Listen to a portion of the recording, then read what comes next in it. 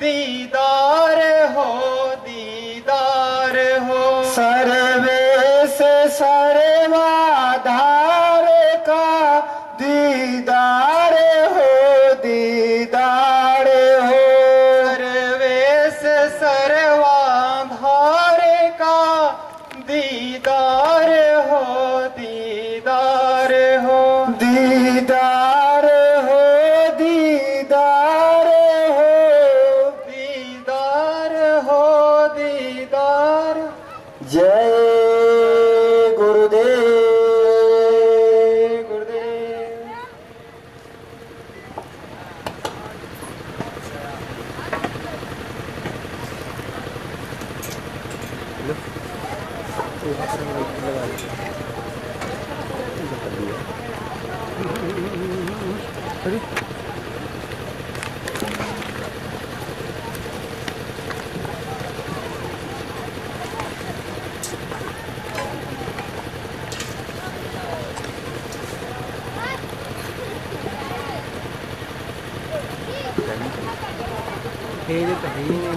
बोले भेजिए भेजिए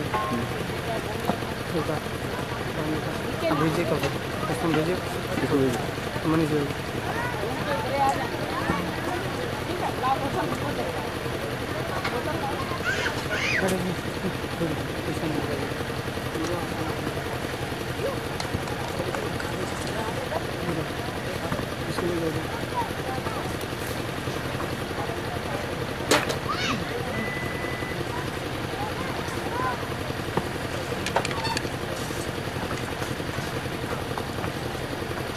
इसको सामने ताजी इधर करिए शायद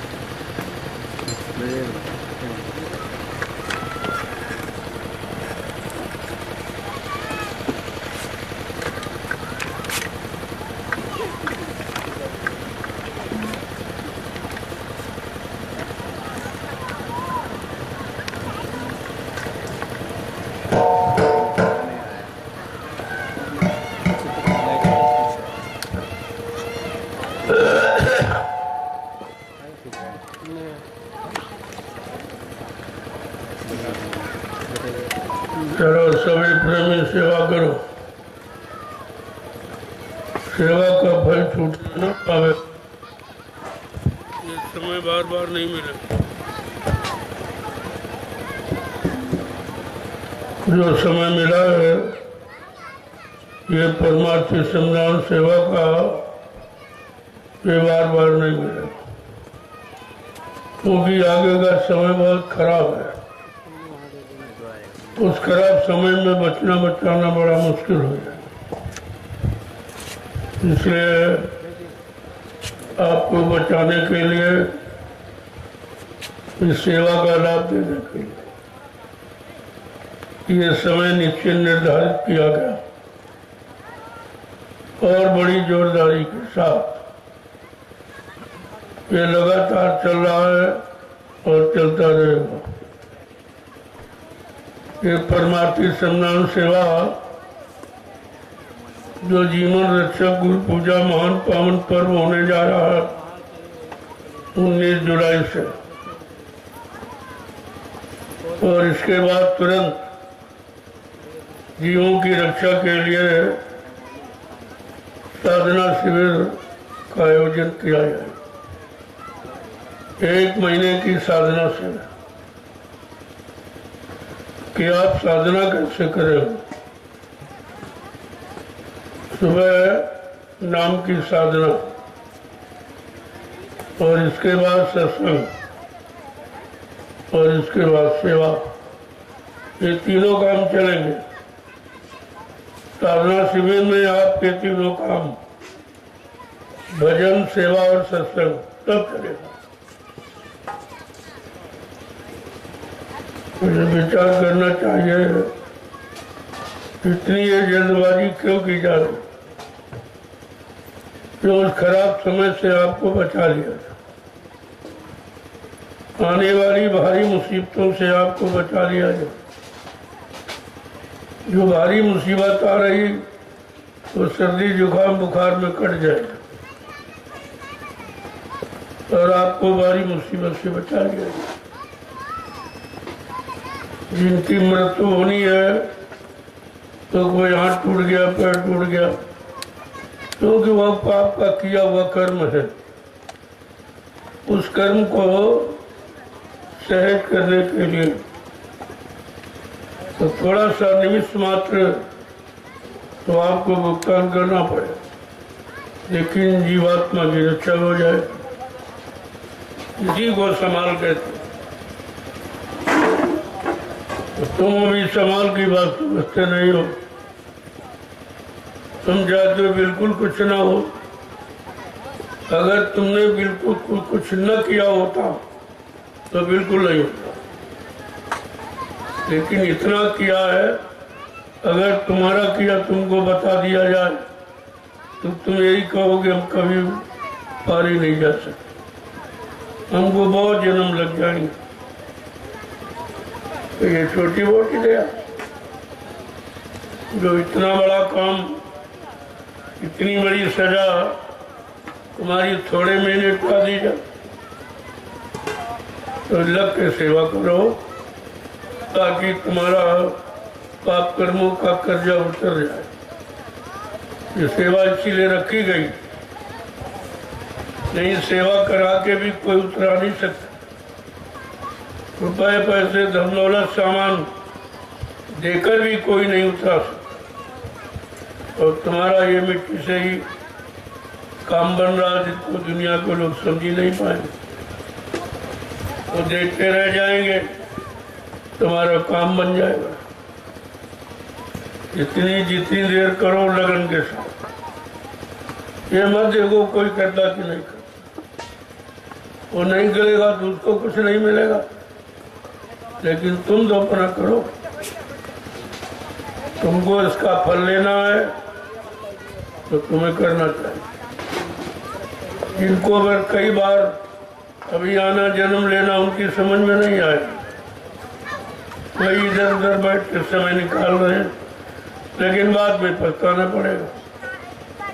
जब कठिन मुसीबत आएगी तब सोचेंगे अरे इससे तो बड़ा सरल था, अगर वो कर लेते तो थोड़े में उद्धार हो जाता, तो बाद में समझ में आ जाए। अभी आपकी समझ में नहीं आ रहा ये सब क्यों कराया, इसलिए आए हो तो सेवा। घर गृहस्थी परिवार बाल बच्चों को छोड़ के आए हो तो सेवा करो, समय खराब मत करो। और नहीं करना तो घर जाओ, अपने घर के काम करो। ना तुम घर के रहे हो, न आगे तो फायदा क्या।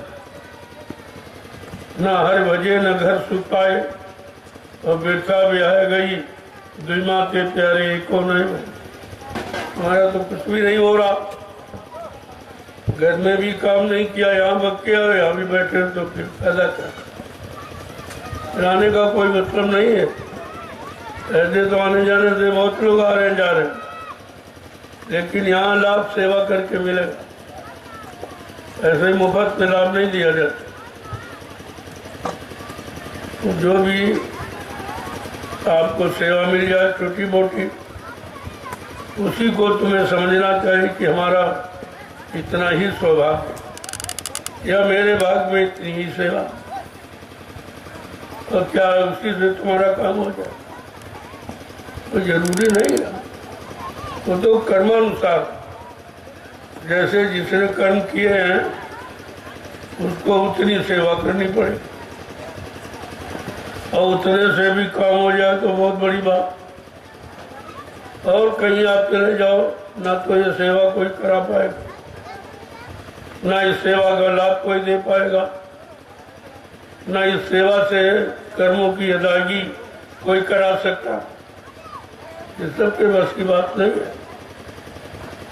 तो आए हो तो समय खराब हो, जितनी देर बैठे हो उतनी देर एक दो डलिया मिट्टी डालो तो तुम्हारी एक दो माला हो जाए। वैसे तुम्हारा मन माला में लगता नहीं, लेकिन ये जो माला का क्रम जो बदल दिया गया ये बहुत सरल, और ये भी नहीं कर सकते फिर कुछ नहीं। ऐसे जीव हुए हैरान, ऐसे जीव हमेशा हैरान परेशान रहते हैं और हजारों जन्मों तक इन नरकों में जन्मते मरते रहते, उनका काम कभी नहीं होता। तो यहाँ आए हो तो बैठो मत, कुछ न कुछ करो, और नहीं कुछ कर सकते हो तो बैठ के भजन करो। जो रास्ता आपको मिल गया, कुछ न कुछ करो, बेकार मत। सेवा करो, नहीं सेवा मतलब तो भजन करो। सत्संग वचन तो तुम्हारे बस के है नहीं, कान तो तुम्हारे सुन लेंगे, लेकिन मन स्वीकार नहीं करेगा, क्योंकि मन के मुताबिक सत्संग है नहीं। सत्संग तो जीवात्मा के लिए हो रहा, और तुम्हारा मन इच्छाओं में, ख्वाहिशों में, तमन्नाओं में भटका हुआ, तो तुम्हारी समझ में सत्संग कैसे आए? इसीलिए जो मनमुखी हैं, मन के अनुसार चलने वाले, मन का आदेश मानने वाले, उनकी समझ में सत्संग बिल्कुल नहीं आए। सुनते हुए भी वो समझ कुछ नहीं पाएंगे।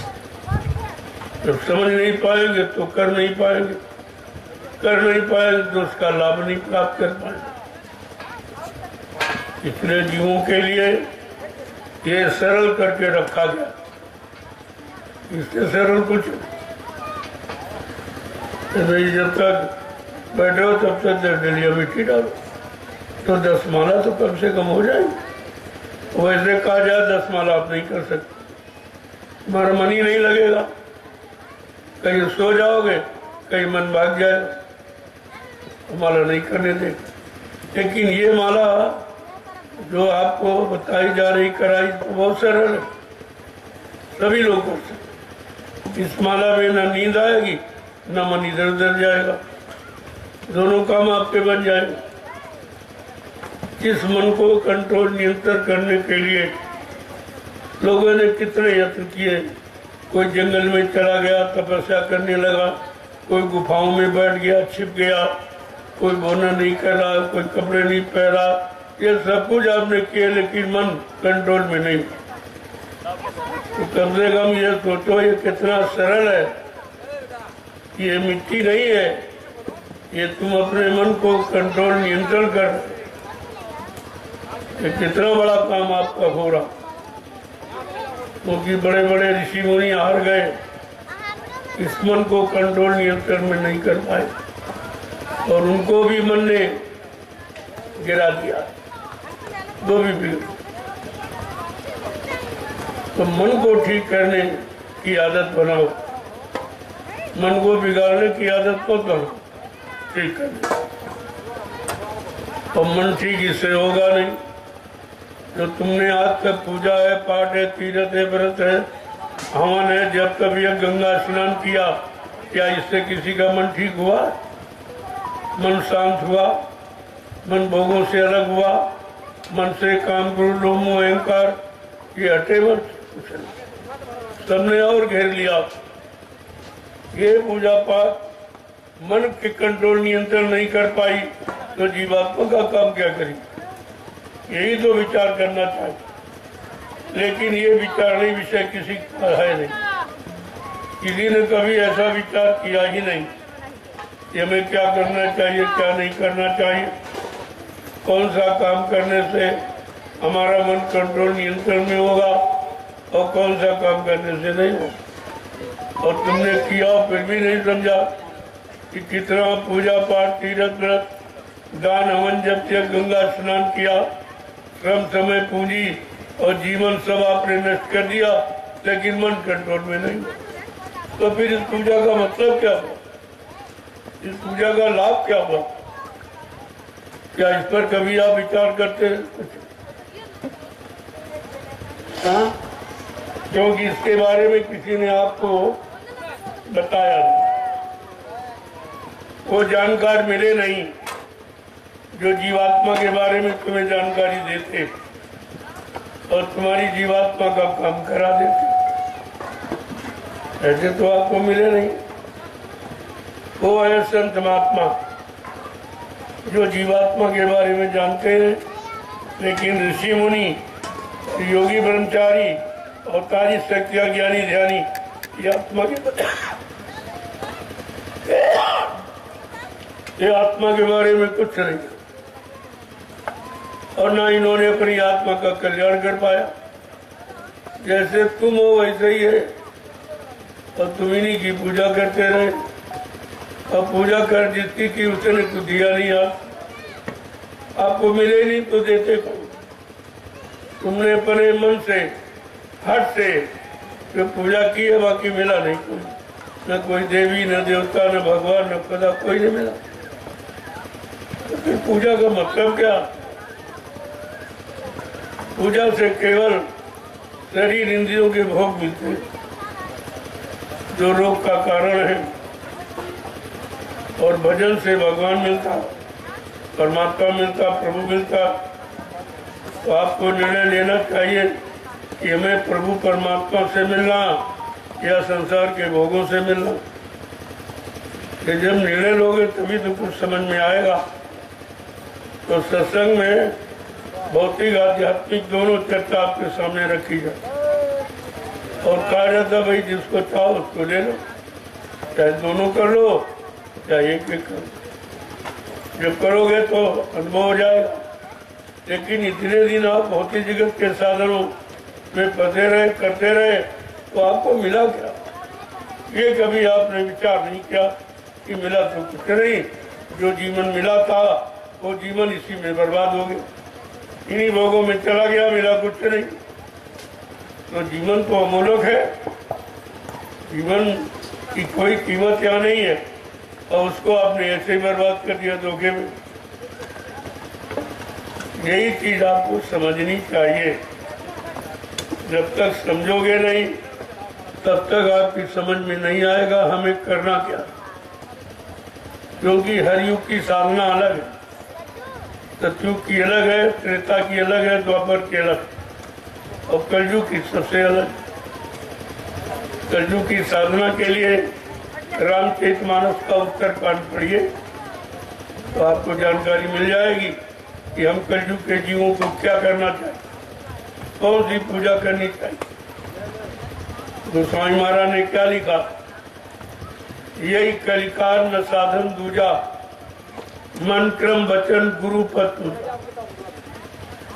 कला कलयुग में कोई साधन नहीं, केवल मन बुद्धि चित्त से गुरु के आदेश का पालन करना। कलयुग जोग यज्ञ नहीं जाना कि कलयुग में योग है, जप है, तप है, हवन है और व्रत है, यज्ञ, इनका कोई लाभ नहीं। क्योंकि ये क्रियाएं सतयुग त्रेता द्वापर के लोगों के लिए, जिनके मन की मतलब यानी शरीर की उम्र 1 लाख वर्ष, सतयुग में यही शरीर जो आप लिए हुए, और त्रेता में 10,000 वर्ष, और द्वापर में 1,000 वर्ष की, और अब कलयुग है तो 100 वर्ष की रहेगी। तो आपने विचार किया नहीं कि 100 वर्ष की उम्र वाला क्या वो सतयुग त्रेता द्वापर की साधना कर सकता? न वो शक्ति है, न वो उम्र है, न मन की ताकत है, न इंद्रियों में संयम त्याग वैराग है, न कोई अच्छा खान पान, न अच्छे विचार कर्म। लेकिन विचार कुछ कोई विचार नहीं, और कोई विचारवान पुरुषों से आप मिले भी नहीं कि जिनके पास शुभ विचार, शुभ करनी है, शुभ कर्म कराने की इनके पास युक्ति है, साधन है, ताकत है, मुझे तो आप मिले नहीं। यही विचार करना चाहिए कि हम सब कलयुग के जीवों के लिए कौन सी पूजा करनी चाहिए।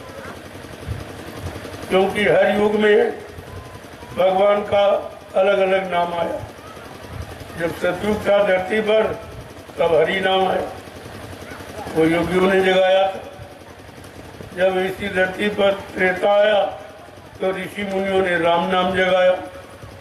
इस धरती पर जब द्वापर आया तो गुरु नाम जगा, कृष्ण नाम जगाया गया। अब इस धरती पर कलयुग है तो आपको विचार करना चाहिए कि भाई हमारा कलयुग में भगवान का कौन सा नाम। जब हर युग में नया नाम नए पुरुष के द्वारा आया तो लोगों ने उसी से अपना काम बनाया, तो हम सब कलयुग के जीवों को भी सोचना चाहिए कि हमारे लिए कलयुग में भगवान का कौन सा नाम। किसी ने आपको आज तक नहीं बताया होगा, लेकिन गोस्वामी जी महाराज ने, क्योंकि वो कलयुग में आए, कलयुग के संत थे, उन्होंने रास्ता रामचरितमानस को खोला, उन्होंने सब साफ कहा, लेकिन आपने उसका पर विचार नहीं किया। उन्होंने साफ साफ कहा कि गुरु बिन भवनी तरह न कोई, जो विरंच शंकर समोई, कि ब्रह्मा विष्णु महादेव के समान कोई धनवान बलवान बुद्धिमान कीर्तिमान यशमान क्यों न बन जाए, लेकिन भवसागर पार करने के लिए कलयुग में गुरु नाम, उन्होंने गुरु नाम की महिमा की, और तुमने गुरु नाम को अभी तक समझा ही नहीं। एक तो किसी ने बताया नहीं, और जब बताया जा रहा तो तुम्हारी समझ में नहीं आ रहा। संत महात्मा किसी का विरोध नहीं करते, उनको मालूम है वो त्रिकालदर्शी है, भूत भविष्य वर्तमान और सतयुग त्रेता द्वापर सब की बात जानती है। और तभी आपको कलयुग के जीवों के लिए कलयुग की बात बता रहे, कलयुग का नाम बता रहे, कलयुग का साधन बता रहे, कलयुग का पूजा पाठ बता रहे, ये सब आपके सामने रखा जा रहा, लेकिन तुम सुनते ही नहीं हो, तुम्हारी समझ में नहीं आता। कहने का मतलब ये है, ये हठ धार्मिकता ये काम नहीं है। हठ ही मत बनो, समय की चीज को समय से ले लो, ताकि तुम्हारा भी काम बन जाए। नहीं ये मानव जीवन का समय चला जाएगा, फिर आपको मिलेगा नहीं।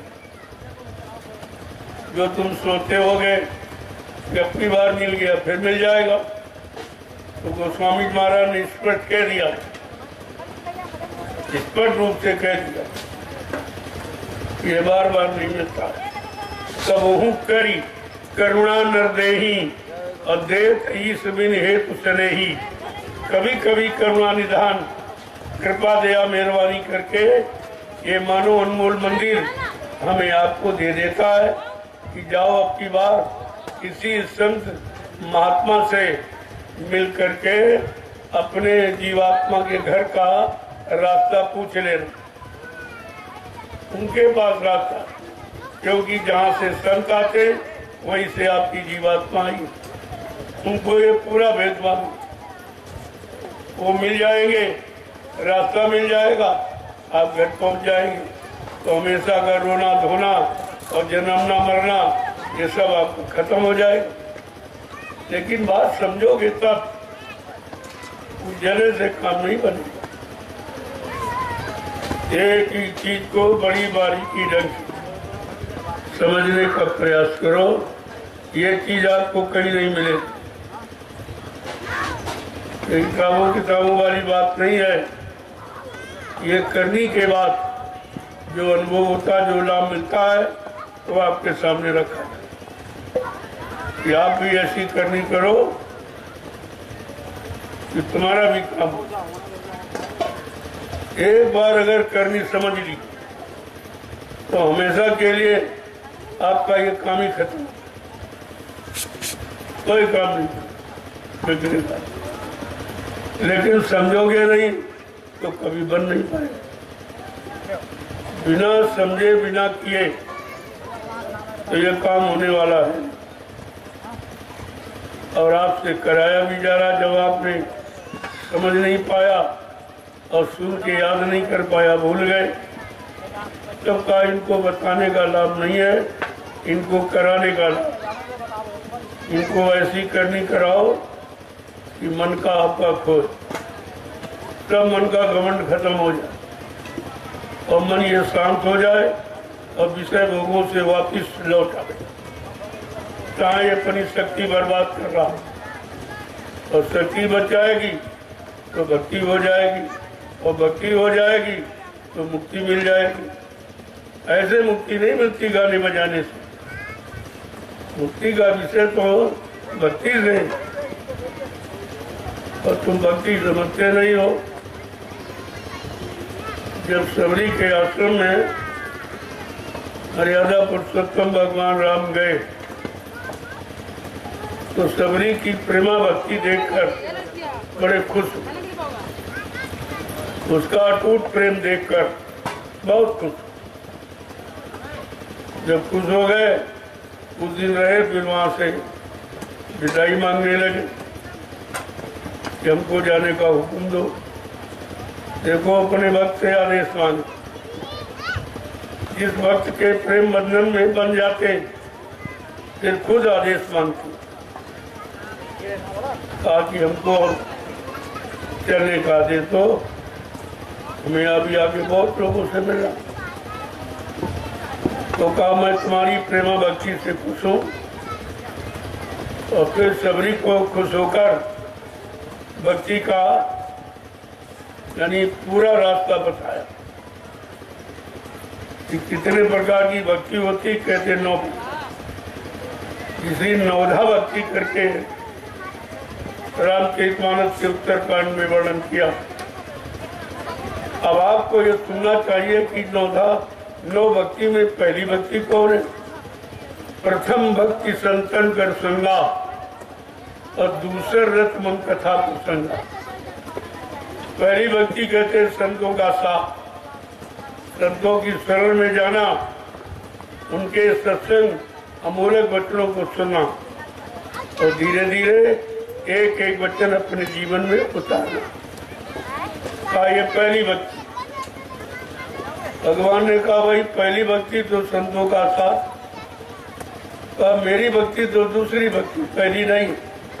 पहली संतों का शरण, उनकी शरण में जाओ, उनके सत्संग वचनों को सुनो, अमल करो, जीवन में उतारो, तो उसका लाभ जो आपको मिलेगा वो मेरी भक्ति से नहीं। दूसरे रथ मन कथा प्रसंगा, ये कथा वार्ता जो किस्साएं सुनते हो आप, तो ये तो दूसरी भक्ति। पहली भक्ति जब पहली भक्ति नहीं आपने की, दूसरी समझ में नहीं आए। पहले के बाद दूसरे को समझा जाता। तो तुम रामचरितमानस की भी बात को नहीं मानते हो, जानते ही नहीं हो, मानोगे क्या? अगर प्रथम भक्ति कर लेते तो दूसरी भक्ति का लाभ आपको मिल जाता, क्योंकि संत महापुरुष भक्ति की पूरी बात आपको बताते कि भक्ति का मतलब क्या है। ये चंदन बंदन टीका पाठा, ये पेड़े बताते, ये भक्ति है। ये भक्ति नहीं है जो अपने सारे भाव विचारों की शक्ति किसी को अर्पण कर दे, वो उसकी भक्ति। आत्मसमर्पण करना ही भक्ति कहलाता। और वो तुम्हारे बस का है नहीं, वो तुम कर सकते नहीं हो। आत्मसमर्पण बहुत कठिन है, लेकिन जब सत्संग में जाओगे धीरे धीरे सत्संग वचनों का असर तुम्हारे पर पड़ेगा। तुम्हारे कानों में संत महापुरुषों के वचन प्रवेश करेंगे तो गंदगी कानों की खत्म हो। फिर धीरे धीरे मन की गंदगी, फिर बुद्धि और चित्त की, इस तरह सब गंदगी समाप्त। वो केवल वचनों से जाए, वो गंगा जमुना नहाने से नहीं। ये पानी वानी से गंदगी कर्मों की नहीं जाती। कर्मों की गंदगी बारे में लिखा कि जीव कहीं शंका में न पड़ जाए, तो उन्होंने साफ साबित, सत्संग जल जो कोई पावे, मैलाई सब कट जाए। जिस किसी को सत्संग रूपी सरका का जल मिल जाए तो अनंत जन्मों में कर्मों की गंदगी खाई ये समाप्त हो। देखो कितना सरल उपाय दिया, लेकिन तुम उसको भी नहीं पढ़ते। पढ़ते तो उस पर ध्यान ही नहीं देते कि क्यों लिखा गया, किसके लिए लिखा गया, और कौन सी युक्ति है, कौन सा उपाय है, कौन सा साधन है, आप विचार ही नहीं करते।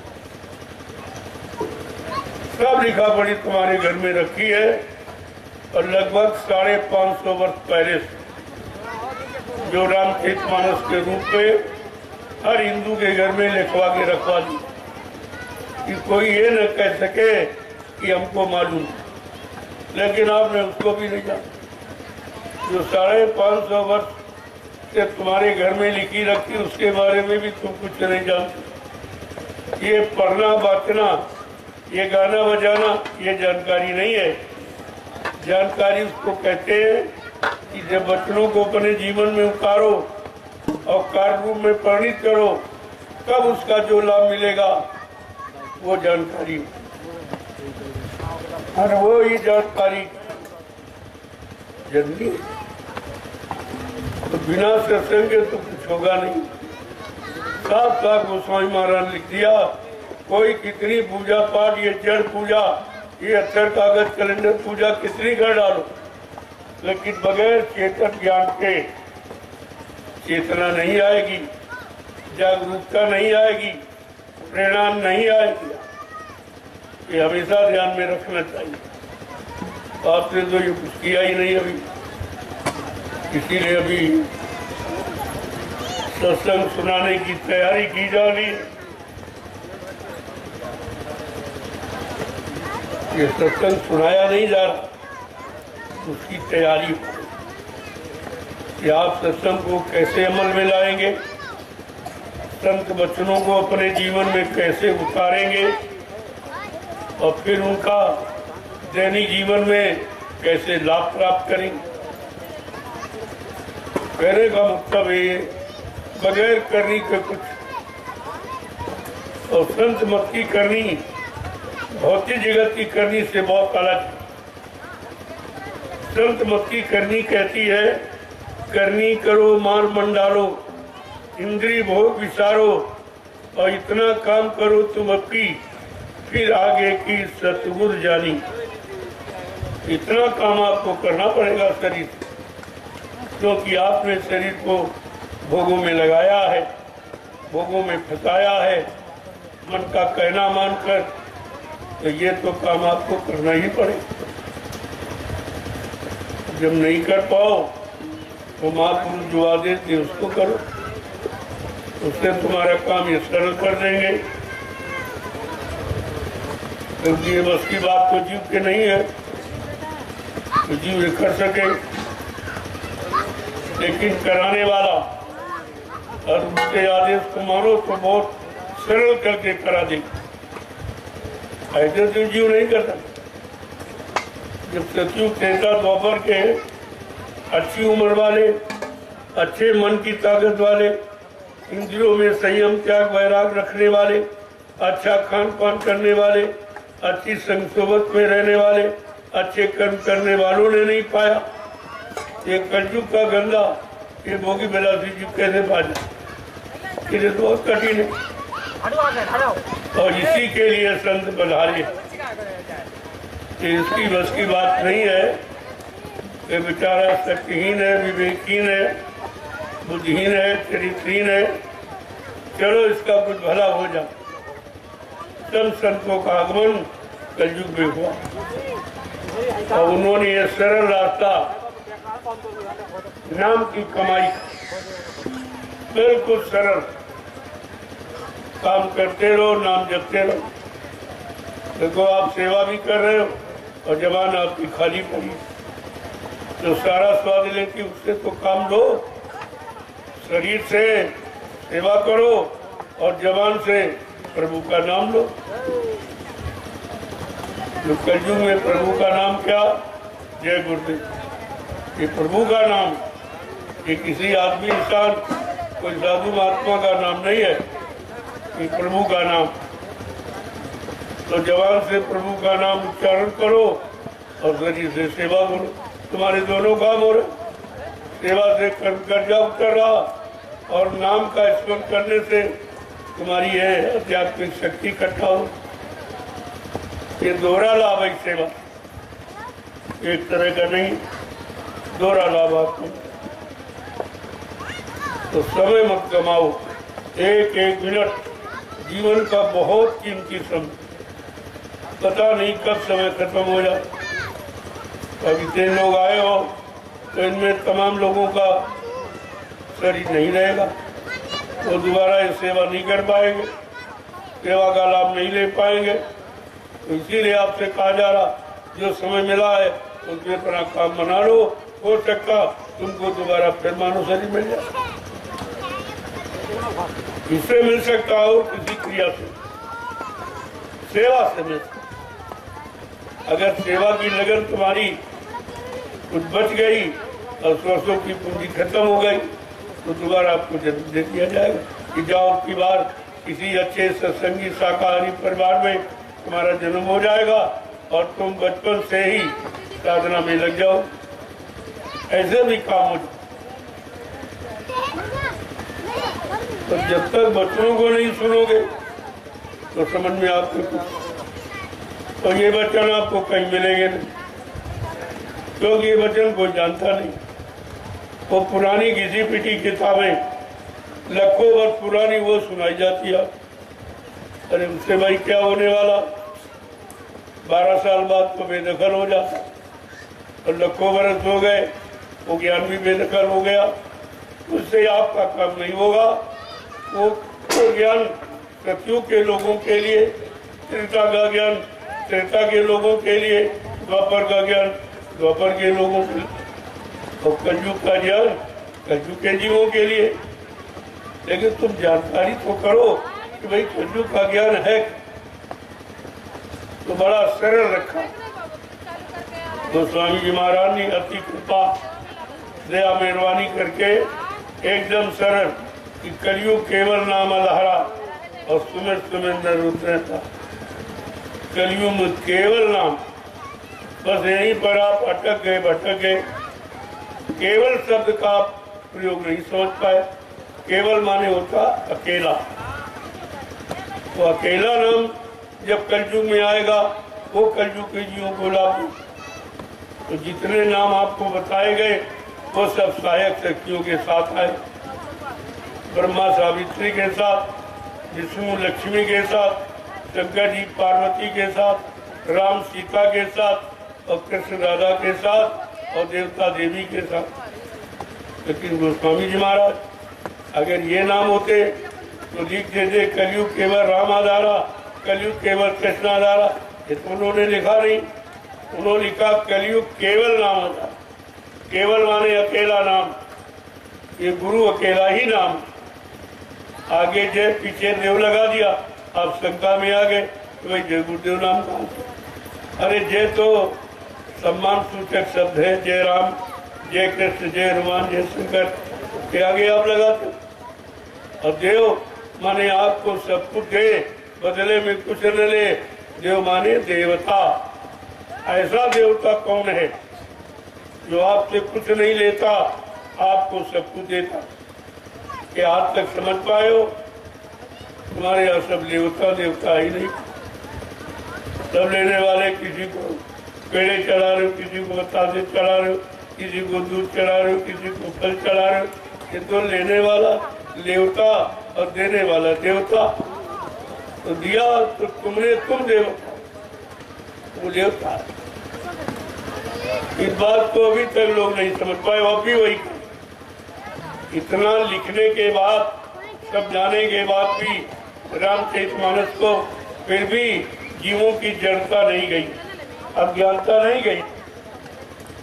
बहुत दिनों से बेचारे फंसे पड़े, 3 युगों से कैसे निकले।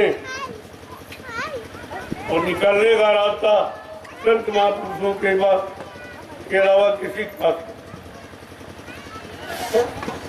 तो कोई आपको दे नहीं सकता। फंसने के रास्ते तो सब बताएंगे, ये करो वो करो, और करो माने तो फंसना है, करने में फंसा दिया। तो कहते हैं करना नाम फंसना। करो माने कर्म, धरो माने धर्म। जो धारण किया जाए, जीवन में उतारा जाए, उसको धर्म। और जो इंद्रियों और शरीर मन बुद्धि चित्त से किया जाए वो कर्म है। और कर्म का फल यही आपको मिलेगा। 4,84 लाख जो जिसमें शरीर योनियां बनाई गई उनमें आपको मिलेगा। अगर कहीं संतों के वचनों को धारण कर लो तो तुम्हारा काम एक ही बार में पूरा हो जाए तो 4 खान 84 लाख शरीर में क्यों जाना था। लेकिन बात समझने पर समझने का प्रयास तो तुम करते नहीं। और ये सोचो कि हमारा काम कैसे होगा, कौन काम कि दोबारा यहाँ आना न पड़े, न जन्म हो न मृत्यु हो, हमको इससे छुटकारा मिल जाए। ये असली काम। इस काम को करने के लिए या इससे छुटकारा पाने के लिए ये मानव शरीर आपको परमात्मा ने दिया, वो तो काम आप करते ही नहीं। तुम छुटकारा वाला काम नहीं करते, तुम तो बजने बजाने वाला काम। तो बेचारों की समझ में नहीं आ रहा कि हम छुटकारा पाने वाला कर्म करें कि फंसने वाला। अब छुटकारा पाने वाला कर्म वो बताएगा जिसने छुटकारा पाया हो, जो इन चीजों से अलग खड़ा हो, वो धीरे से तुमको भी अलग कर लेगा। बाकी जो स्वयं फंसे पड़े वो तुम्हें अलग, वो फंसा सकते लेकिन अलग नहीं। और आपको अलग होना है, आपको यहाँ दोबारा आना नहीं है काल माया के देश में। यहाँ जन्म और मृत्यु के चक्कर में आना नहीं है, यहाँ तकलीफ मुसीबत बीमारियों में फंसना नहीं है, यहाँ लड़ाई झगड़ों में पड़ना नहीं है, यहाँ गंदे खान पान करके फिर नर की योनियों में जाना नहीं है। ये सब विचार आपके अंदर होना चाहिए और ये विचार तुम करते नहीं हो। और ना ऐसा कोई विचारवान व्यक्ति आपको मिला जो तुम्हारे विचारों में यानी स्वच्छता, पवित्रता और निर्मलता ला कर देता। तो आपको ये सोचना चाहिए कि आखिरकार मानव जीवन मिला जब उसके पास 83,99,999 शरीर और हैं मनुष्य शरीर को छोड़कर, तो फिर उनमें क्यों हमको नहीं जन्म दिया, ये मनुष्य शरीर में क्यों दिया। तो ये अंतिम योनि है।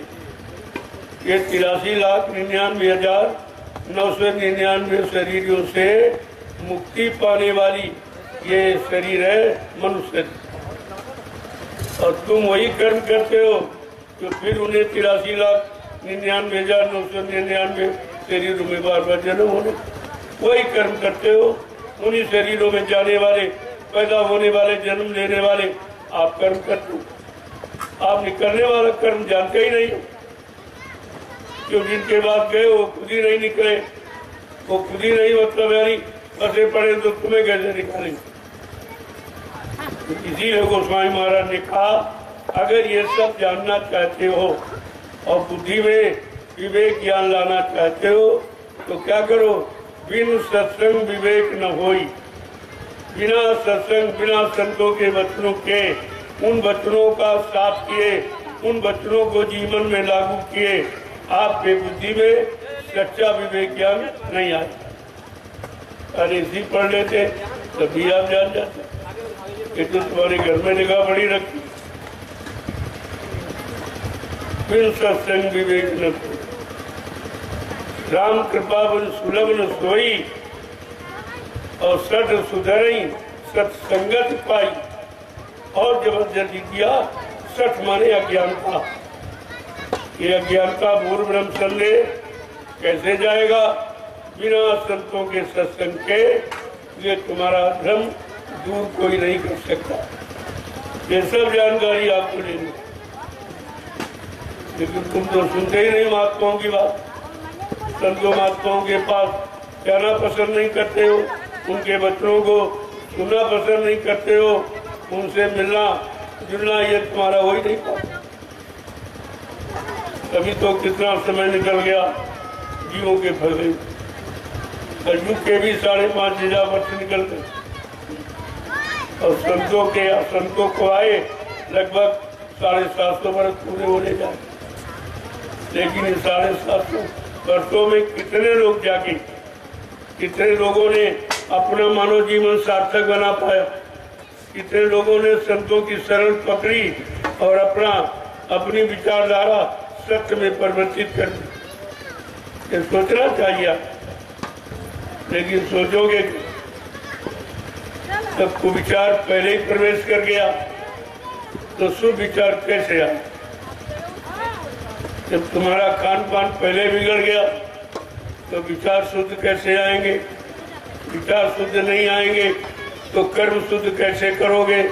और कर्म अच्छे नहीं करोगे तो अच्छा फल नहीं मिलेगा। ये बिगाड़ तो आपने किया है। अब एक सुधरने का मौका दिया जा रहा तो तुम्हारी समझ में नहीं आ रहा। एक सूरदास जी थे, उनके एक लंबे दालन में उनको बंद कर दिया। बहुत बड़ा हाल था, उसने उनको बंद कर दिया। दिन में सब लोग बैठे रहे तो सूरदास जी चुपचाप उनकी बात सुनते रहे। समय कट गया और शाम को सब लोग घर चले गए। अब सूरदास जी अकेले रह गए तो उन्होंने सोचा जब इतना बड़ा हाल है, मकान है, तो दरवाजा जरूर होगा। तो दरवाजे की तलाश में वो दीवार को पकड़ के धीरे धीरे दरवाजे की तलाश करने, लेकिन जब दरवाजे के पास पहुंचे तो सिर में खुजली आ गई। अब खुजलाने लगे, चलना बंद नहीं किया तो दरवाजा निकल गया। जितनी बार दरवाजे के पास उतनी बार खुजली लग गई तो दरवाजा छूट गया। कहने का मतलब समझते हो? ये मुक्ति द्वार है, ये मानव शरीर मुक्ति द्वार दरवाजा। और तुम्हारे अंदर विषयों भोगों की खुजली लग गई तो दरवाजा छूट गया। यही करते करते इतने जन्म तुम्हारे निकल गए, लेकिन जब खुजली खत्म हो तो दरवाजे की पकड़ो। खुजली है भोगों की, जिसने तुम्हारे असली दरवाजे से तुमको अलग कर दिया। यही बात तो समझनी है। अब भोगों की खुजली खत्म करने वाला तो कोई आपको मिला नहीं। जिनके पास गए वो खुद ही भोगी हैं, वो भोग की इच्छा रखते हैं, ये सामान मिल जाए, राजपाट मिल जाए, धन दौलत मिल जाए, पति पत्नी बाल बच्चे मिल जाए, ये सब खुजली ही है और इसी के इच्छा में लगे पड़े। तो जो खुद ही बेचारे खुजली में खुजला के फंस गए तो वो तुमको कैसे निकालेंगे? ये सब विचारणीय विषय है। जब तक ऐसा शुद्ध विचार तुम्हारे मन मस्तिष्क में नहीं आएगा, आप इस जीवन का असली लाभ नहीं पाओगे, असली लाभ नहीं मिलेगा। इसलिए महात्माओं ने कहा, अरे भाई बड़े भाग मानुष कर पावा सुर दुर्लभ। कहा इतना बड़ा भागशाली के देवताओं को दुर्लभ है। देवता भी चाहते एक बार मानव शरीर में जाए। क्यों? ऐसा क्यों लिखा? कहा कि किसी लोक से कोई भी सीधे जीवात्मा घर नहीं जा सकता, चाहे ब्रह्मा जी हो, चाहे विष्णु हो, चाहे शंकर। वो अपने लोक से सीधे अपनी जीवात्मा को मालिक के पास नहीं पहुंचा सकते। अगर जीवात्मा को परमात्मा से मिलाना है तो उनको मृत्यु लोक में मानव जन्म लेना पड़ेगा और मानव जन्म के जानकार संत महापुरुषों की तलाश करनी पड़ेगी और उनसे जीवात्मा के घर का रास्ता, जिसे नाम आधार कहते हैं, वो लेना। ये नाम रास्ता, नाम का रास्ता मिल जाएगा तो जीवात्मा निकल जाएगी। नाम जोड़ शब्द को पकड़कर जैसे उतरी है वैसे चलती चली जाए। तो जब ये नहीं गए तुम कैसे चले? इसलिए महापुरुषों ने स्पष्ट करके कहा कि ब्रह्मा जी ब्रह्मलोक का सुख आनंद उठा रहे, लेकिन उनकी जीवात्मा जगी नगर पहुंची। भगवान विष्णु विष्णुलोक का सुख आनंद उठा रहे, उनकी जीवात्मा जगी नगर पहुंची। भगवान शंकर शिवलोक का सुख आनंद उठा रहे, उनकी जीवात्मा जगी नगर पहुंची। भगवान राम साकेत लोक का सुख आनंद उठा रहे, उनकी जीवात्मा जगी नगर पहुंची। भगवान कृष्ण गोलोक का सुख आनंद उठा रहे, उनकी भी जीवात्मा जगी नगर पहुंची। और देवी देवता देवलोक का सुख आनंद उठा रहे, उनकी जीवात्मा जगी नगर। देखो कितना अहम प्रश्न है। जब इनकी नहीं जुगी तुम इन्हीं के सहारे बैठो। कि विष्णु जी पार करेंगे, शंकर जी पार करेंगे, राम जी पार करेंगे, कृष्ण जी जब खुद ही नहीं पार हुए तो तुम्हें कैसे पार करें? तो कहा पार कराने वाला कौन? कहा न वो संत जो सबके अंत में बैठा, सारे लोगों के अंत में, सारे मंडल मुकामों के अंत में बैठा, उसको संत कहते। जो काम क्रोध लोभ मोह अहंकार के अंत में बैठा वो संत कर। ये पहचान आपको करनी चाहिए थी, लेकिन जब करीब में नहीं जाओगे, सत्संग में कभी शामिल नहीं होगे, वचनों को सुनोगे नहीं, तो ऐसे जन्मते मरते रहो, निकलना आपका कभी होगा नहीं। मुक्ति द्वार ये नर्तन पाया। अगर मुक्ति चाहते हो तो मानव शरीर से जीते जी मिलेगी, मरने की बात नहीं। मरने के बाद मुक्ति किसी को नहीं मिलती, जीते जी। तो जीते जी मुक्ति दिलाने वाला मुक्ति दाता कोई संत महापुरुष मिल जाए और वो दया कर दे तो जीते जी आपका काम बन जाएगा। काम कोई यानी कठिन नहीं है, लेकिन काम कराने वाला मिल जाए तब सरल हो जाए। तो यह सब जानकारी आपको सत्संग वचनों से करनी चाहिए और निरंतर आपको बताया जाता। मैं बराबर आपको 12 वर्ष से लगातार ये जानकारी दे रहा हूँ पूरे हिंदुस्तान में घूम, और उसके बदले किसी से कुछ कोई दान दक्षिणा, कोई रुपया पैसा, कोई धोती रोटी लंगोटी ये यहाँ नहीं लिया जाता। यहाँ दिया जाता, लिया नहीं जाता। और ये काम हिंदुस्तान में कहीं कोई नहीं करेगा। यहाँ सब लेने वाले बैठे और तुमको तो देने वाला चाहिए, और तुमने देने वाले की तलाश नहीं की। अगर वो स्वेच्छा से मिल जाए तो तुम्हें विश्वास नहीं हुआ, तो फिर काम आपका कैसे? इसलिए करिए नित्य सत्संग, बाधा सकल मिटाए, फिर ऐसा अवसर ना मिले दुर्लभ नर्तन का। हर रोज हर रोज प्रतिरोज सत्संग करो, सुनो सुनाओ, पढ़ो पढ़ाओ, गाओ बजाओ नहीं करो, करने का फल मिलता। तो करनी तुम करना नहीं चाहते, बकरी में सुनने सुनाने में गाने बजाने में तुमने समय खराब कर दिया, और जो करना चाहिए वो आपने किया। इसलिए एक एक वचन को बड़े संभाल के साथ, बड़ी चेतनता के साथ आपको सुनना चाहिए। कहते गौर ख्याल ध्यान देकर वचनों को सुनो, और सुन करके अपने मन को पकड़ाओ और मन को समझाओ। ये मन की समझौती है सर, और जो भी आपने किया वो मन को समझा नहीं पाया, न पूजा करके, न तीरथ, न व्रत, न हवन, न जप तप यज्ञ, ये सब करके आपने मन को समझा पाए, मन को भोगों से अलग कर पाए हो, मन से काम क्रोध लोभ मोह अहंकार ईर्ष्या राग को हटा पाया, ये तो कुछ भी काम आपका नहीं। फिर आपने किया क्या? इतना समय निकल गया जीवन का, किसी का 50, किसी का 60, किसी का 70, किसी का 80, अब कलयुग में तो 100 वर्ष का समय कितना बचा? इतना तो व्यर्थ में चला गया। अरे जो बचा, ये कहते जो गई सो गई और रही वो संभालो, न वो भी जाने वाली।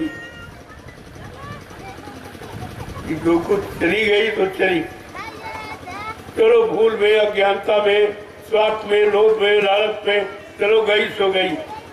लेकिन जो शेष जीवन बचा है, अरे उसको तो उसमें तो संभालो, उसमें तो कुछ कर लो। तो ये मानव जीवन फिर आपको मिलेगा नहीं, इतने 1000 करोड़ वर्ष निकल जाएंगे, फिर आपको अवसर नहीं मिलेगा। इसलिए बड़ी सावधानी के साथ अब रहने की जरूरत है, और एक एक दिन बड़ी सावधानी के साथ यादगार में निकालना। कि जो समय गफलत में चला गया, अज्ञानता बोल ब्रह्म में, लेकिन जो शेष जीवन है वो प्रभु की शरण में व्यतीत होगा, सदगुरु की शरण में व्यतीत होगा, ताकि ये मानव जीवन की जो श्वासें बची हैं उनमें कुछ लाभ मिल जाए, कुछ लाभ आपको हासिल हो जाए। कुछ नहीं तो ऐसे कर्म कर लो कि द्वारा मनुष्य शरीर मिल जाए। अरे मनुष्य शरीर पाने वाले तो कर्म करो, तुम तो मनुष्य शरीर पाने वाले भी कर्म नहीं करते हो। ये मारना, काटना, हिंसा, ये झूठ, छल, कपट, बेईमानी, ये व्यभिचार, कुपचार, ये दोबारा मानव शरीर पाने वाले कर्म है। ये तो पशुओं वाले कर्म है। फिर आप पशुओं के शरीर में चले जाओ, कभी पशुओं में, कभी पक्षियों में, कभी जंगली जानवरों में, कभी कीड़े मकोड़ों में, लेकिन ये मानव शरीर नहीं मिलेगा। ये बड़े बात की बार बार महापुरुषों ने इशारा करके आपको संकेत किया, इस मानव जीवन का लाभ उठा लो, ये व्यर्थ में समय बर्बाद मत। लेकिन लाभ उठाना मालूम हो तब तो, या लाभ देने वाले महापुरुष संत महात्मा मिल जाएं तो लाभ हो सकता, मिल सकता। ऐसे अपने आप थोड़ी लाभ उठा लो, क्योंकि तुम्हारी आदत शुरू से विषय भोगों की तरफ जाने की, तो काल माया के सामान को इकट्ठा करने की, जो सामान तुम्हारे साथ नहीं जाए। इसीलिए महापुरुष ने कहा, भाई तो कराया, चाहे जमीन हो, दुकान हो, मकान हो, रुपया, पैसा, धन दौलत, सामान, पद पत्नी, बाल बच्चे, ये तुम्हारा सामान है ही नहीं, क्योंकि तुम नंगे अकेले आए थे। ये तो बीच में सामान आपको दे दिया गया, इसलिए वो तुमको रोकना चाहता, और वैसे आप रुकते नहीं। जब ये सामान दे दिया तुम इसी में रुक गए और तुम्हें बता दिया ये तुम्हारा।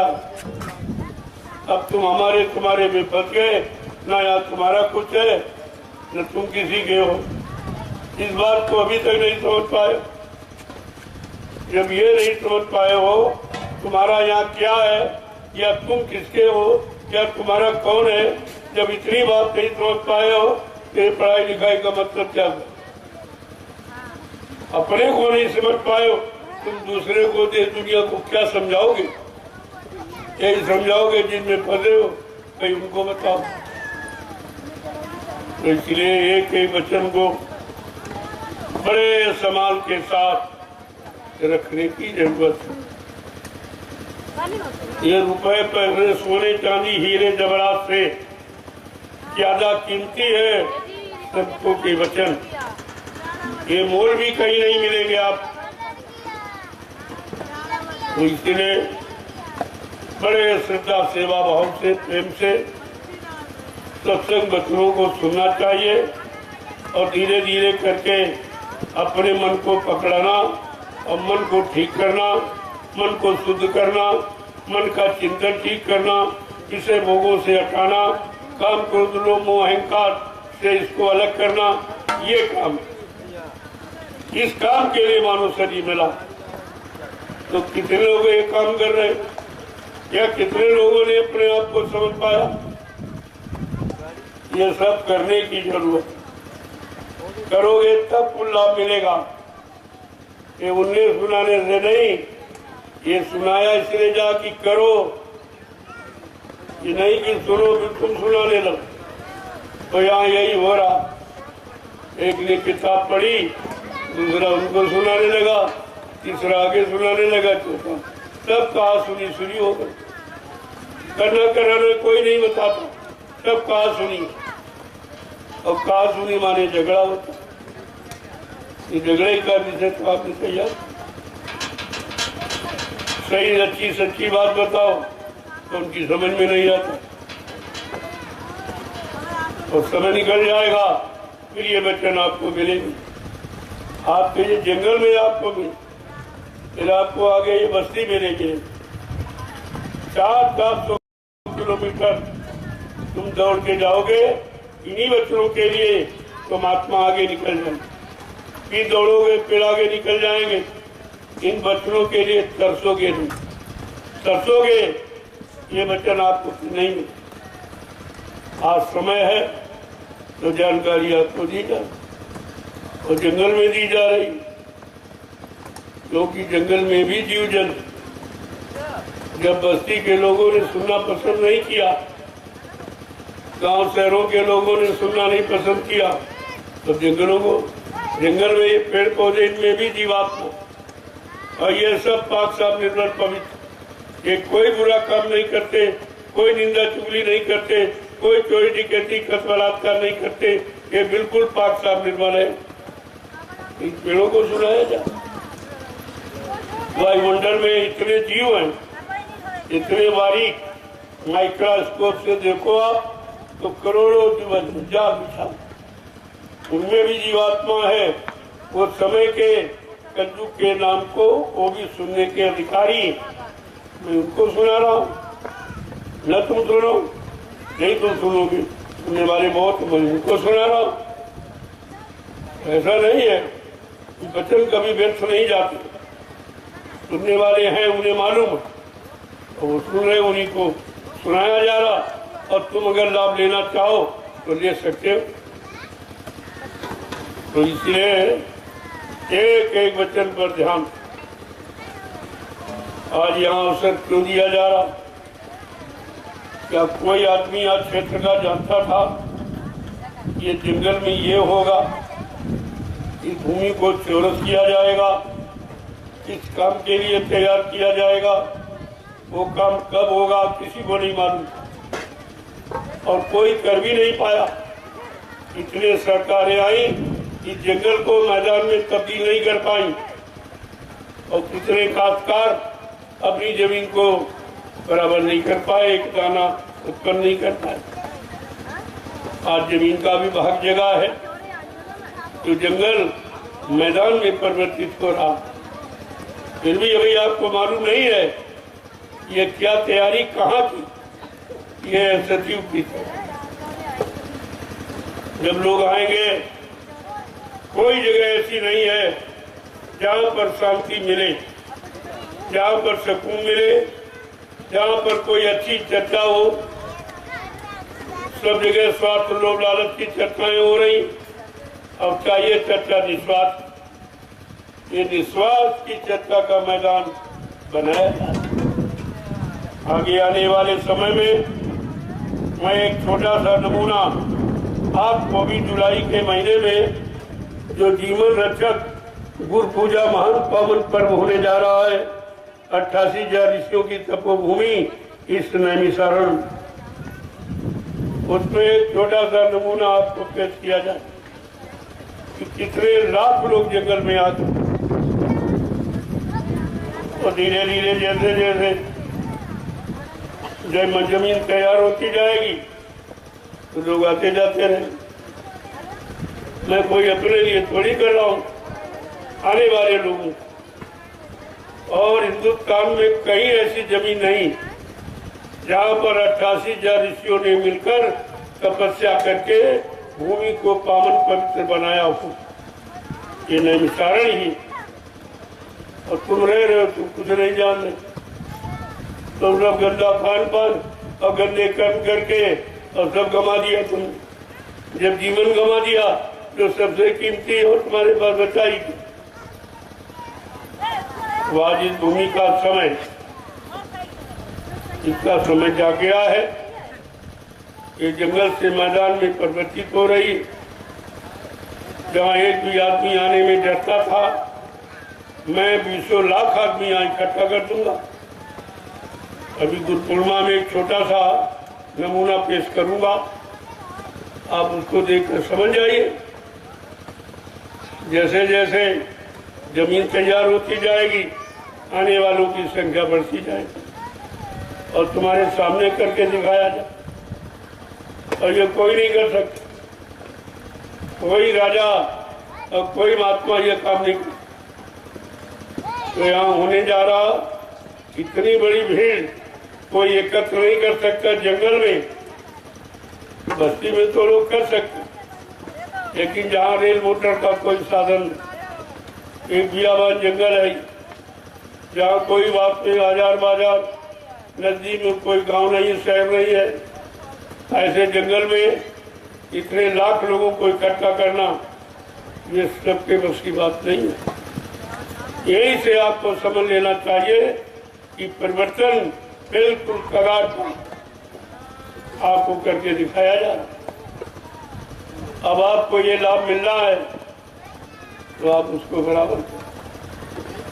जो लाभ ऋषि मुनियों ने इसी जंगल में तपस्या करके नहीं लाभ मिला उनको, वो लाभ आपको मिट्टी यानी ढोने में, खोदने में, इस जंगल को समतल बनाने में, जहाँ लाखों लाख लोग बैठकर परमात्मा का भजन करेंगे, सत्संग करेंगे, सेवा करेंगे, ये लाभ आपको, ये ऋषि मुनियों को भी नहीं मिला। वो तो चुपचाप कंदराओं में, गुफाओं में, जंगल में छिप के बैठ गए। और तुम तो सबके लिए कर रहे हो, आगे आने वाले लोगों के लिए कर रहे हो, अपने लिए तो आप कर नहीं रहे हो। तुम्हारे अंदर कोई मजदूरी लेने की, कोई सामान लेने की स्वार्थ की कोई मतलब यानी भावना नहीं है। ये तो काम किसी ने किया ही नहीं, जो काम आपके सामने हो रहा। धीरे धीरे सब समझ में आ जाएगा। मैं आपकी जमीन को लेकर कहीं ले नहीं जाऊंगा, एक अच्छे काम में लगा दूं, तब भी आपका नाम होगा। जमीन कहीं उठा के कोई नहीं ले जाए, जमीन तो रामशाला में ही रहेगी और रामशाला का नाम हो जाए। वैसे भी पूरा हिंदुस्तान जान गया आप ये काम करोड़ों रुपए खर्च करके नहीं कर सकते थे, जो मैंने आपका मुफ्त किया। अब समझो ना समझो, ये तुम्हारी बुद्धि की बात है। समझना तो आपको पड़ेगा, आज नहीं तो कल। कहाँ भग के जाओगे? ये अच्छा सच्चा काम जो होने जा रहा, ये तो आपको समझना पड़ेगा, मानना पड़ेगा। जय गुरुदेव। और जो मैं जमीन ले रहा हूँ पैसा देकर, कोई आन दान लेकर ये भिखारी वाला काम नहीं करता हूँ। दान लेकर कोई जबरदस्ती कब्जा नहीं, पैसा ले लीजिए। इस पैसे को अपने बाल बच्चों के लिए कहीं अच्छी जमीन खरीदो, जिसमें खाने के लिए भोजन तैयार हो जाए। तो आपके काम की बात करता हूँ। और ये जमीन को हम एक धार्मिक काम में लगा दूंगा, उसका भी लाभ आपको मिलेगा, तुम्हारा नाम हो जाएगा। और जो दान दूंगा वो तुम्हारे बच्चों की व्यवस्था हो जाएगी। मैं तुम्हारा कौन सा नुकसान करूं? लेकिन नहीं आप समझ पा रहे हो, तो उसके लिए क्या? ये जमीन बराबर करना किसी बस की बात नहीं, हिंदुस्तान में कोई नहीं करता। इतना बड़ा काम है, बहुत कुछ। आपकी जमीन को अच्छा बना रहा हूँ और खराब जमीन के पैसे दे रहा हूँ, तो ये कौन सा नुकसान है? जमीन तो कहीं उठा के नहीं ले जाएगी, वो तो वहीं रहेगी जहाँ है। लेकिन अच्छे काम में अगर बदल जाए, यही आपका लाभ है कि तुम्हारी जमीन भी धार्मिक कार्य में, आश्रम के काम में आ जाए और तुम्हारा धन तुम्हारे बल बच्चों के काम आ जाए। तो इसमें नुकसान कौन सा? अब तुम नहीं ले पा रहे हो और नहीं कर पा रहे हो, तुम्हारी बुद्धि नहीं काम कर रही, तो उसके लिए हम क्या करें? हम तो हर तरफ से आपको लाभ देने आए हैं और लाभ देते रहेंगे। आप ले न ले, समझे न समझे, वो आपकी बात। जय गुरुदेव, जय गुरुदेव, जय गुरुदेव, जय गुरुदेव। जय गुरुदेव। नाम किसका? प्रभु का। जय गुरुदेव। नाम किसका? प्रभु का। प्रभु का प्यारा नाम। जय गुरुदेव। देखो, एक एक तुम्हारा कदम जहाँ पड़ रहा है ये पवित्र हो रहा है, क्योंकि तुम्हारा कदम निस्वार्थ का, लोग लालच का, सामान का, पैसा पाने का नहीं, निस्वार्थ का। आज ये धरती भी धन्य हो रही, कैसे निस्वार्थी जीव यहाँ पर आए। पता नहीं कितने जिले प्रांतों से आए हैं, अपना किराया भाड़ा खर्च करके आए हैं, और ये निस्वार्थ इस उबड़ खाबड़ जमीन को बराबर करने आए। जो काम तुम नहीं कर पाए हो, और तुम्हारा काम ये करना, और फिर भी तुम्हारी समझ में नहीं आ रहा किसी की, तो कैसी बुद्धि तुम्हारी हो गई जो अच्छे काम को नहीं समझ पा रहे।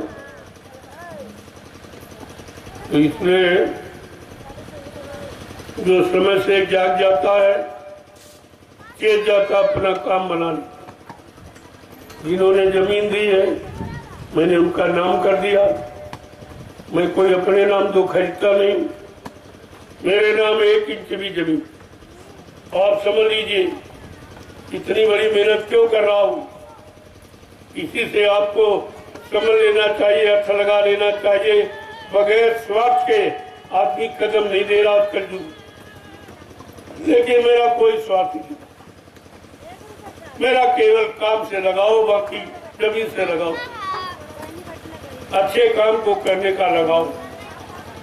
एक अच्छा काम देश में हो जाए जो कहीं न हुआ हो, वो मैं आपको करके दिखा दूं, तो दिखा ही रहा हूं, और जब तक रहूंगा दिखाता रहूं। ये तो आपको विचार करना चाहिए कि जमीन कोई खाने वाली चीज थोड़ी उठा कोई नहीं, वो तो तुम्हारी जहाँ पर है वहीं रहेगी, तुम्हारे गांव के नाम से रहेगी, और तुम्हारे गांव का नाम हो जाएगा। और बिना पैसे तुम करोड़ों रुपए खर्च करते लेकिन नाम नहीं करते, तुम्हारे गांव को कोई जानता नहीं। आज पूरा हिंदुस्तान जान गया कि रामशाला कहाँ पर है, लेकिन तुम नहीं जान पाए। हिंदुस्तान तो जान गया लेकिन तुम नहीं जान पाए, क्योंकि तुम जानने का प्रयास ही नहीं, तुम्हारे पास जानने की बुद्धि ही नहीं कि हम कुछ जाने कुछ समझे कि क्या काम हो रहा है। हमको कुछ भागीदारी ले लेनी चाहिए, हमें कुछ भी अपने जीवन में चलो कुछ अच्छा नहीं किया, इतना यही अच्छा कर ले, लेकिन वो भी नहीं। जब किस्मत में नहीं है तो तुम्हें अच्छा दिखाई भी नहीं। जय गुरुदेव। प्रेमियों जोर से बोलो, सब मिल बोलो, बोलना होगा, अभी से बोलो। दुख दर्द हरेंगे, सब कष्ट मिटेंगे, सुख शांति भी देंगे। सबके दाता, सबके मालिक, प्रेम से बोले, ये नाम नहीं इंसान का, ये काम नहीं इंसान का। इतना साफ बताया जा रहा है, ये काम इंसानों के बस का नहीं। इंसान तो तुम भी हो, तुम नहीं ये काम कर पाए, तुम अपनी जमीन को यानी समतल नहीं बना पाए, और तुम्हारी जमीन को ये कहाँ के लोग इतने 19-20 प्रांतों से आके इस जमीन को समतल बना रहे। आपको तो शर्म आनी चाहिए, लेकिन इतने बेशर्म हो, हमारे पास समझने का समय नहीं, यही नहीं समझ रहे क्या हो रहा है, क्यों हो रहा। सारा जंगल जो खतरे से भरा था आज बिल्कुल आजाद। ये कम है, ये सरकार भी तुम्हारी नहीं कर पाई, ये तुम्हारे राजनीतिक लोग कभी नहीं कर पाए, और गांव वाले भी कभी नहीं कर पाए। इस काम को करके दिखाया जाए, खाली ये कहते कि भाई ये काम किसी के बस का। अरे तब भी आपको समझना चाहिए, तो बस का नहीं है तो इंसानी तो कर रहे, इनके बस का। इनके साथ किसी की दया लगी, किसी दया से जुड़े हुए, जिन्होंने कभी फावड़ा नहीं चढ़ाया, जलिया सिर पे कभी रखी नहीं, वो लोग ये काम कर रहे। ये मत समझो ये कोई अजूर मजदूर है, इसमें ऐसे ऐसे बड़े बड़े अधिकारी, इतने बड़े धनीमानी है तो तुमको खरीद लेंगे, लेकिन ये सेवा भाव से आए और सेवा कर रहे, इनको कोई नहीं पहचानता, और इतनी लगन के साथ कर रहे कि जैसे हमेशा ये काम करते। ये तो आपको समझना चाहिए। देखकर तुम देखकर भी नहीं समझ पा रहे, काम तुम्हारे सामने हो रहा फिर भी तुम समझने का प्रयास नहीं करते। कैसे लोग हैं? हंसी आ गए, इन्होंने कभी लिया मुझसे पे रखी नहीं, फाड़ा हाथ पे पकड़ा नहीं, ये चलाना भी नहीं जानते। और देख लीजिए आप कैसे काम